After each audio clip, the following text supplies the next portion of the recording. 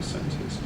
And we've been in discussions about this. We've had some joint arrangements around policy and lobbying for some time. We've been in discussions about bringing the two organisations together, and both have taken the decision in principle to come together as a new organisation. We have yet to decide on a name and so on. And one of the reasons why we came together originally was because we saw there was a lot of synergy, and it was important that the carers' voice nationally wasn't fragmented, and because we saw a lot of benefits in coming together. But to be honest, as the Chairman's hinted already, these are tough times for all organisations, and it does make sense, and this for national organisations in particular, to think about the merits of coming together. And there have been some very big and significant mergers, not least Age Concern and Help the Aged, for example. And we're in advanced discussions about bringing the two organisations together. The aim of it, I think, is to create a strong national voice. But we're very clear that in doing so, we are not trying to create something that is a merge of two organisations. I've used the phrase, we're trying to create a salad, which is and not a soup. So there will still be a very strong and distinctive role for the concept of the Carers Centre. I believe very passionately in the concept of the Carers Centre, and that will be part of the new organisation, if they very much a strong part of the new organisations if they do come together. This doesn't affect the branding or the identity of local centres who are part of our wider network, and there's no implications for the merger of organisations locally. But it's a very important and potentially significant development, and one which I should say the Princess Royal, whose name we carry, is very happy with and has been supportive of. So we're in the process of creating a new organisation that will come together with a new board, but the new board will be made of existing trustees from both organisations, and I have made it very clear that I'm very happy, if confirmed, to continue to serve as a trustee of the new organisation. And we're keen too to keep the very strong involvement of centres through the partnership council we have that Elsa is a member of from this region. And that's just a little bit about what's going on nationally, and if there's time, I'm very happy to talk a little bit more about that. But what does the world look like from a policy point of view in relation to health and social care as we go forward? I think from the point of view of carers, a lot of this can seem very remote and very distant. But it is unsettling when you read in the press about the potential of major changes to the way things are organised. And you always worry, I think, as a carer, that the hard-won rights, the hard-won services that you've been able to secure and enjoy here locally and nationally might potentially be at risk. And I should stress that I don't see those as particularly at risk as a result of the reforms, but I do think it is a wider context that we do need to keep an eye on, and certainly as a national organisation we'll be working very hard to make sure the carers' voice is still very strongly heard in the new arrangements. There are three main contextual changes that I just want to say a little bit about. The first is the reforms of the health service, which in themselves are the biggest reforms since the health service was created after the war. The chief executive of the NHS, I think, was asked by the Secretary of State to talk down the significant implications of the reforms, but he himself has described them as being so big that you can see them from space. So that gives you an idea of the significance of that. And if that wasn't enough, the health service itself, in addition to the changes that are proposed, has got the unprecedented challenge for any health economy anywhere in the world of saving, of redirecting £20 billion worth of savings in order to maintain the level of investment in the NHS through efficiency and through reductions in unnecessary layers of management. And that 20 billion redirection of resources is again about 4 times as big as has ever been achieved by any health economy, and certainly by the NHS. So these are very, very challenging times for the health service.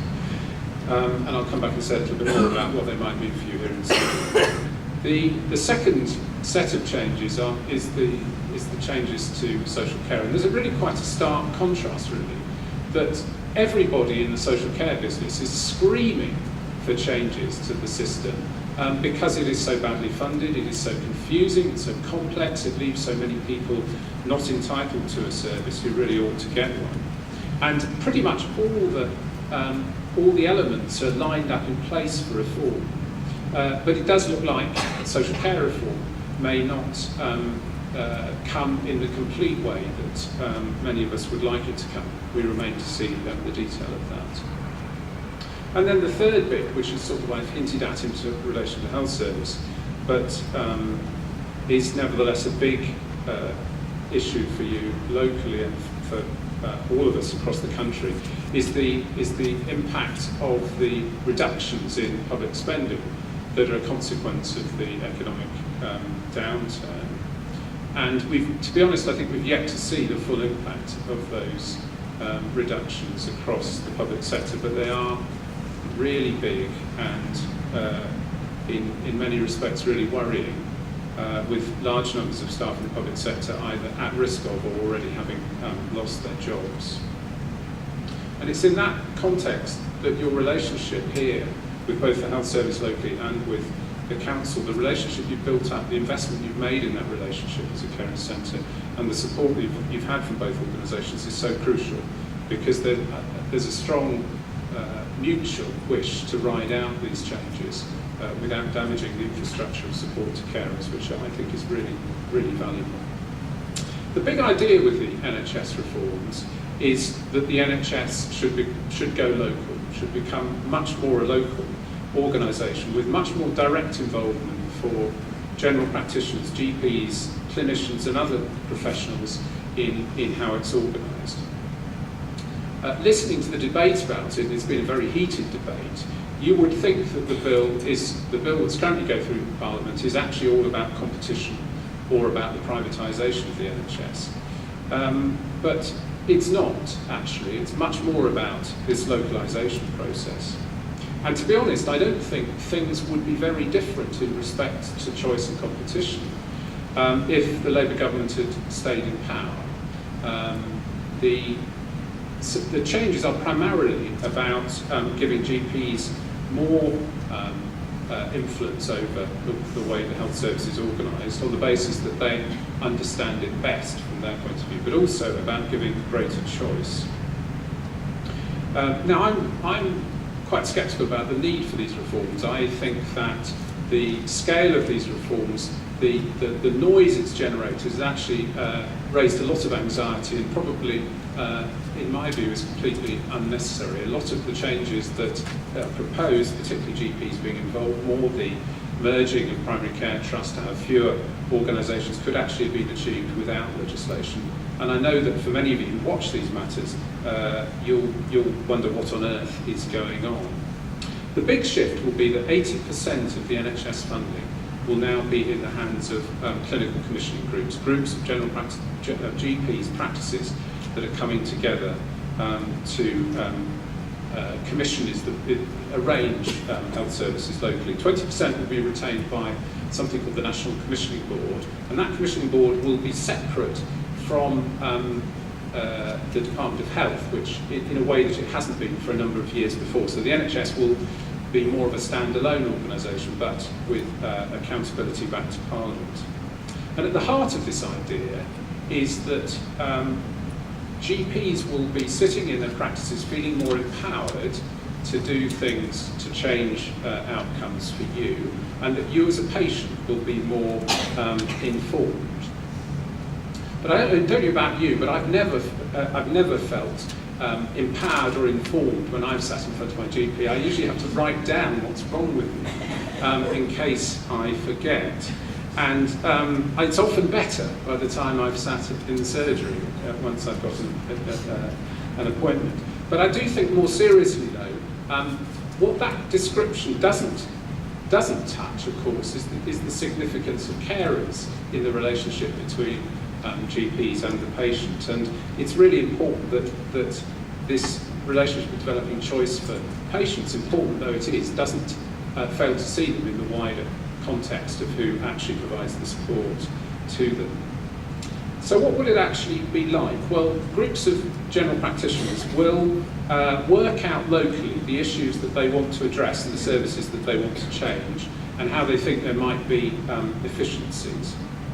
They'll work with the council through something called a Health and Wellbeing Board, which will set local priorities for health care and for wider council issues, particularly those things that will reduce health inequalities, that is, the gap between life expectancy between one part of the city and another part of the city, but also if there are groups that are not doing as well in terms of the services they need.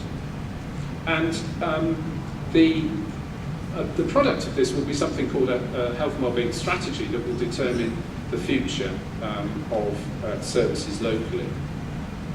I think it's very unlikely that carers centres across the country, carers representatives, will actually get a seat in the Health and Wellbeing Board because they have a tight prescribed statutory membership. It may be that some will. A new organisation called Health Watch will have a seat at the table. For those with a long memory, Health Watch is a bit like a community health council. It's meant to be the voice of the patient in the new system. But it's really important that carers feature strongly in the priorities of the Health and Wellbeing Board and the strategies. And it's to that end that I think your relationships will come into their own. Clinical commissioning groups need to be carer aware and they need to think very carefully through what the implications are, the good implications in general, that underlie a lot of this, which is to bring services currently provided in hospitals out closer to home and into the community. I think we'll see fewer services provided over time inside hospitals and more services provided around primary care. And there's going to be a big shift in the information that you get about the health service over the next few years. We're already on the journey to people having access to their own records, and that journey will continue. There's also attempts to have the information that you have to give to the health service, and I think also to social care, for those of you who receive social care services as well, to give that information once, so you don't have to keep repeating your story with every new person that you see. I think we're also going to see more data published about the outcomes of health interventions in our lives, operations, about the success of those operations, about recovery, about the performance of hospitals and clinicians, doctors, surgeons, primary care and so on, in order to help people to make choices. We're also, I think, going to see more opportunities for patients to give feedback immediately on the services they've received and for people to be ready to listen to that. And I think we're going to see a greater concern about safety and quality in the health service with more information being publicly available. And I predict, I may be wrong, that it will see the trend continue of remote transactions with your GP. In addition, many GPs already do callback arrangements for telephone consultation where it's appropriate. I think we'll see the extension of that to email, to text, to online arrangements in the way that we do other parts of our lives when it is safe to do so. And I think at the heart of this is the need for properly commissioned information services. And this is where I think carer centres have a very important part to play as an interpreter, but also an advocate for carers in that system, because just having information isn't enough. You need to have someone who can help you make sense of it and help you make informed choices. So what about social care reform? Well, social care is a huge business. I was quite staggered the other day to hear, I probably knew this, but I had never put a figure in my mind, that the value of the social care market in this country, in England alone, is £23 billion. It's therefore a hugely significant part of our economy. And of that, 70% is spent on staff. And about just over a third of people receiving services now, 37%, are wholly paying for that themselves. So that £23 billion market is not just the money the state puts in, a very significant part of that is people paying for services themselves. And the reason why we need a reform of social care is that the funding, although it has increased, has not kept pace with demand or the true costs of services, to the extent that we carry on as we are, fewer and fewer people will be entitled to social care support, and those that are entitled will be poorer and more severely disabled or in greater need, greater crisis. And that's been a creeping pattern over the last few years, but if there isn't a substantial change, that's the position that we face. And to their credit, both the previous government through the big care debate and the white paper at the end of the last government, and this government, this coalition government, in relation to its own intention to the commission that it set up to consider the funding of social care, that was led by Andrew Dilnot, the review of the law of social care they've undertaken through the Law Commission, and the promise of further investigation into these matters does appear to be considering seriously social care reform. At the heart of it lies the debate about whether there should be a national, portable entitlement to an assessment and to services wherever you live in the country. That's not to say the services will be the same wherever you live in the country, because some people live in rural areas, some people live in towns, and so on. But that social care should be much more predictable, much more consistent, and much more understandable. Because bluntly, I've worked in social care for the last 30 years, and I can't explain it to my relatives. Now, I've worked in it for that period of time, and I can't explain it. How can anybody approaching it for the first time understand it? And that's because it is such a mess. So we're going to have a white paper in the spring. The government have engaged at the moment on a listening exercise, or I think it's actually called an engagement exercise. Engagement is different from listening, I'm told. I think engagement is what you have, for those who've been watching the rugby, just before the scrum hits each other. And it usually is the prelude to a punch-up. I hope it isn't in this instance, but that might be what the engagement exercise is. But whatever happens, whatever comes out of it, we need a shed load more money invested in social care. And I think the debate is how we persuade people not just to put in more through taxation, but to prepare better themselves for the possibility of needing care. Put money aside, perhaps consider taking out social care insurance. And indeed whether the state should cap the limit, should put a limit on the amount that you might have to pay. Because you have something like a 25% chance, if you were to use the social care service, of having what's called disastrous expenditure associated with it, which could consume all the value of your house, for example, unless the system fundamentally changes. People, when they understand it, do get very unhappy about that. What we need most of all, I think, is better access to advice, to information, to advocacy, and to brokerage. Brokerage is the way, is help to put together a design for your life that helps you to live independently, or in the most independent way that we can.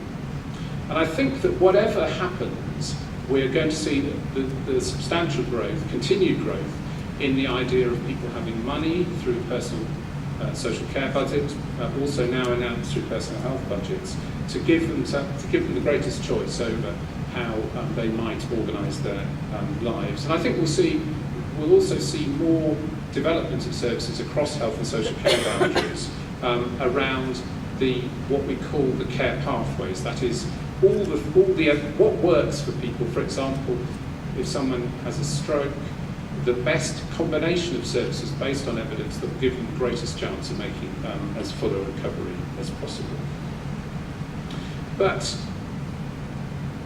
what's the risk?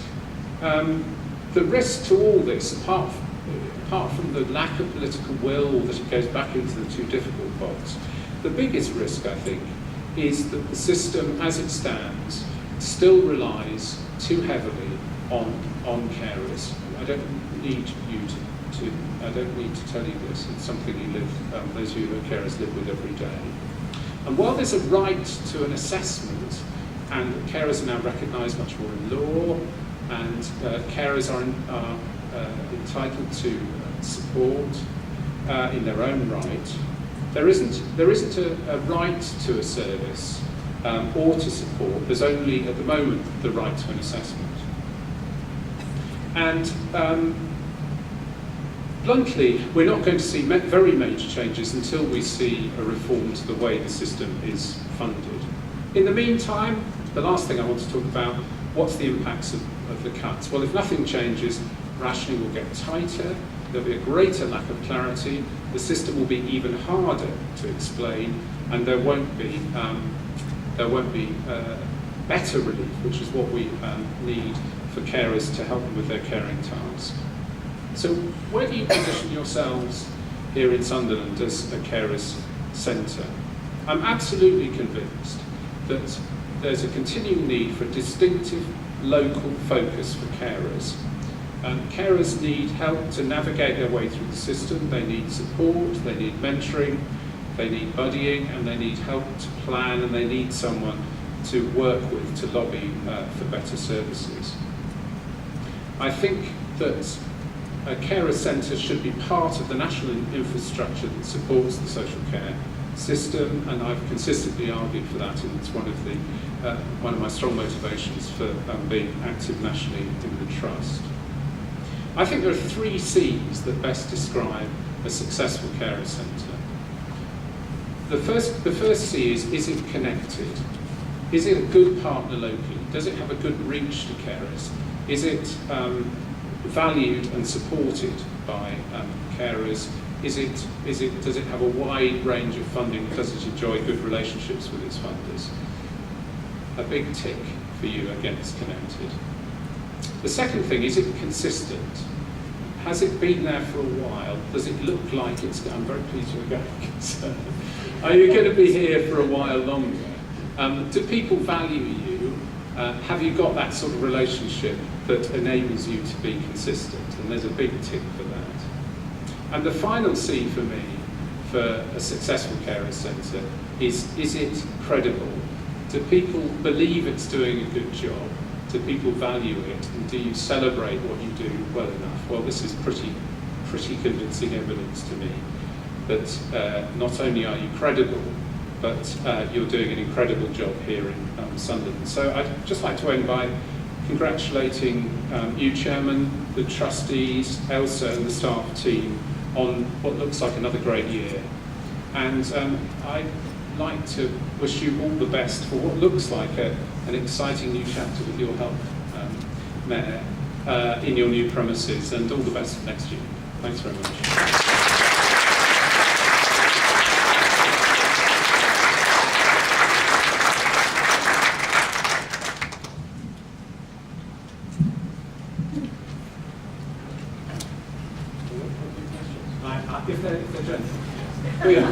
We might have a few moments for questions if anyone has any from the floor, or as I say, you can have a sort of one-to-one before you leave. Any? Yes, thank you. I'm just wondering where our GPs are going to get all the time from to do all this extra funding work because it takes me 1 week to see my GP. I think there's been more than a slightly raised eyebrow about this. I think the reality is that, and there's been quite a few surveys about whether GPs themselves are up for this, and there's been, if you follow the media about this, there's been a bit of a question mark about this. I think the reality is that they're going to come together as clinical commissioning groups, and that one of their number who's interested in doing this sort of thing will probably stop seeing patients for 3 or 4 days a week, and he or she will full-time do the lead on this. The majority of them, therefore, will only get involved, I think, in shaping things. But you're absolutely right. It's hard enough. I didn't talk much about access to GPs, but that we need a whole new rethink about the way that we access primary care as part of the reform to the health service? How available is it? No, good question.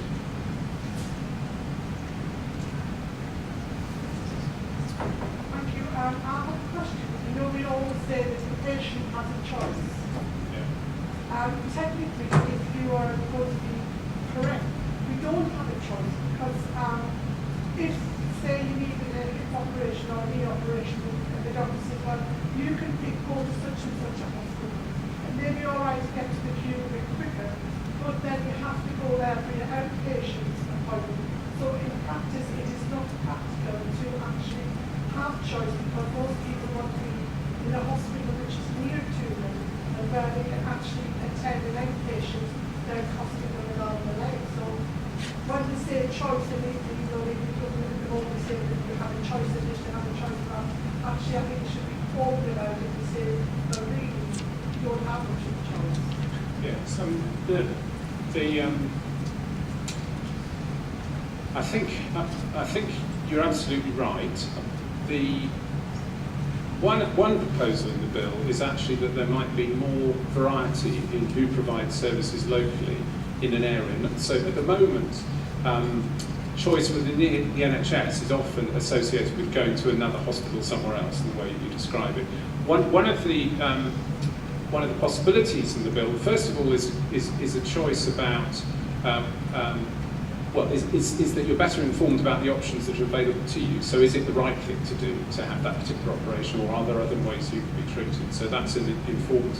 But the other bit of choice is there somebody else? For certain bits of the NHS, could it be a voluntary organisation, or could be another sort of provider that could provide that service still within the area? And the reality is, as you'll know yourselves, because you as an organisation here receive NHS funding, is that the NHS has tried to create a degree of choice by having different ways into it, different providers for services. But if it's an operation, you're right, choice is limited, and particularly if you've got caring responsibilities or other responsibilities, it's an absolute nightmare to have to go somewhere else. The other problem with choice, of course, is that you need to have spare capacity in the system. So in a way, you pay a bit more to have a choice, and that's one of the debates that's around at the moment. But you're absolutely right. Question from our former chair. Welcome. Thank you very much. One of the things what I'm very secretly want to note I see the dog is being performed very well. Where I'm going to drill down is on the health watch. Yes. I mean, I am so dismayed that this might be yet another body that ticks other boxes. But when you said it's like my eyes a bit attention. Because can I just ask, is it going to be local? If it's going to be local, will there be opportunity for carers to practice? Yes. Shall I go?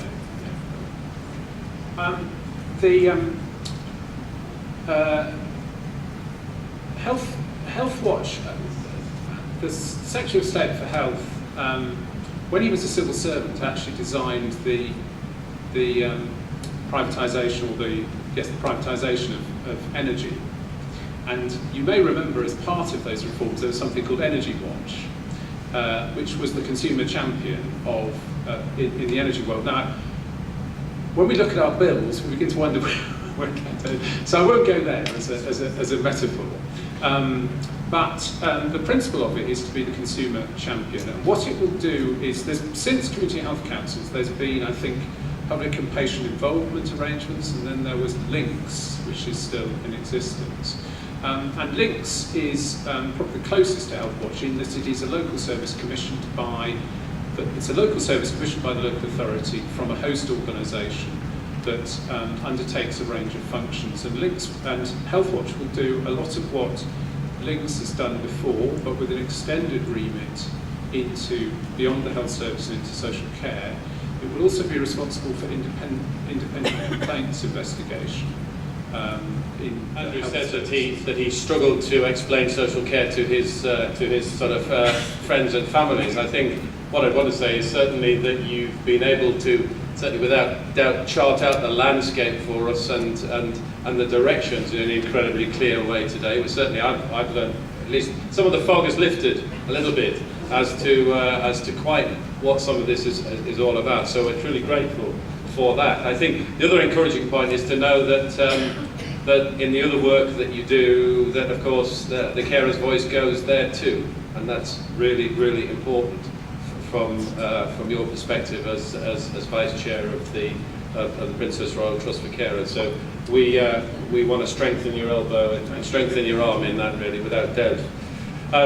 We were pleased to receive 3 ticks on connected, consistent and credible. I'd like to add another C, but perhaps put a not in front of it, which is not complacent.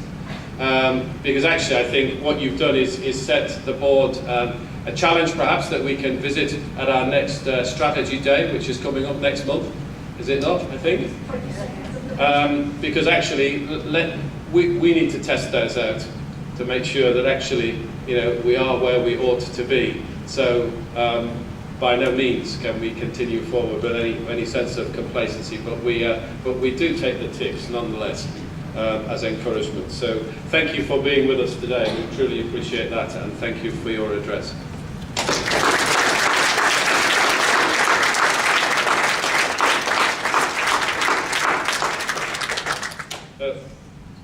We're going off behind the screen again. Oh, it's a bit like magic, this.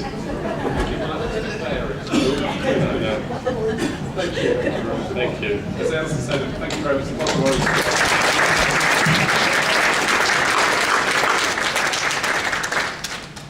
Well, this draws our business now to a conclusion. I'd simply like to take the opportunity as Chair of the Board to say a huge thank you, particularly to our staff and our volunteers, without whose work and professionalism and commitment, basically, we wouldn't be able to do what we do. So I think we should express our thanks for them.